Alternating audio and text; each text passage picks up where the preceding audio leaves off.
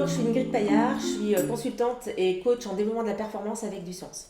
Aujourd'hui, je vais vous parler des pensées limitantes. Alors, qu'est-ce que c'est? Eh bien, c'est quand vous vous dites, je ne me sens pas capable de changer de job, je suis trop vieille, je suis trop timide pour refaire ma vie, ou je ne mérite pas d'avoir le job de mes rêves parce que je n'ai pas fait les bonnes études.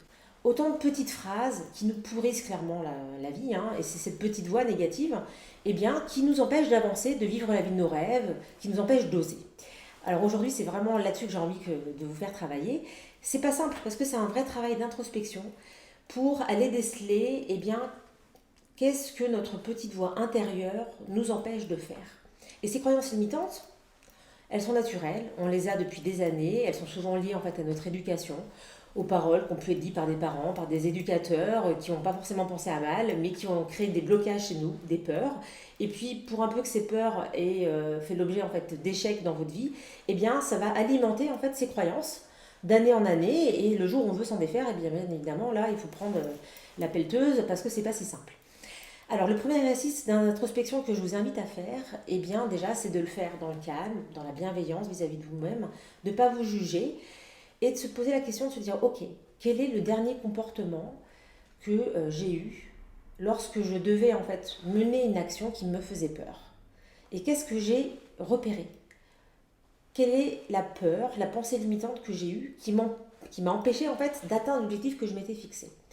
Et donc ça va vous aider en fait déjà en prenant un exemple concret d'analyser en fait ce qui s'est passé. Qu'est-ce qui s'est joué en fait d'un point de vue interne et qui vous a empêché d'aller atteindre le résultat que vous étiez imaginé dans un monde idéal.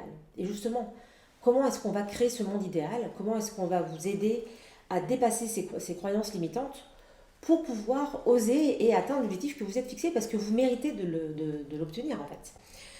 Donc, ce travail d'introspection, il n'est pas facile. Si vous avez besoin que je vous aide à définir précisément quelles sont les croyances limitantes que vous avez, que vous traînez, j'allais dire, comme un fardeau depuis des années, vous n'hésitez pas à prendre un rendez-vous dans le cadre d'une LI et dans le cadre d'un coaching découverte, je pourrais vous aider justement à les déceler. Donc, une fois que vous avez fait cet exercice, eh bien, après, la seconde question qu'il faut se poser, eh bien, c'est qu'est-ce que j'ai perdu en fait?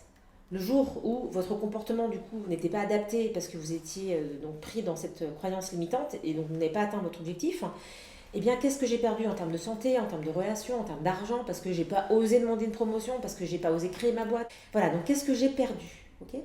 Et la vraie question qu'il faut se poser derrière, c'est eh bien qu'est-ce que j'ai à perdre à faire demain? Voilà, donc c'est accueillir avec douceur vos comportements, accueillir avec douceur vos peurs et vos croyances limitantes et se dire comment maintenant je me mets en ordre de marche pour oser faire et se dire que finalement j'ai pas grand chose à perdre. Est-ce que c'est si grave que ça de tenter sa chance? Que ces pensées limitantes, ces croyances, on les a toutes. Moi aussi j'ai travaillé dessus et c'est un travail qui se fait voilà pas à pas, mais qui nous permet d'ouvrir plein de portes et c'est bien pour ça qu'on est là, c'est aller vers la vie de nos rêves, avancer pour avoir un équilibre de vie dans notre vie de femme et dans notre vie de mère de façon à pouvoir être heureuse au quotidien.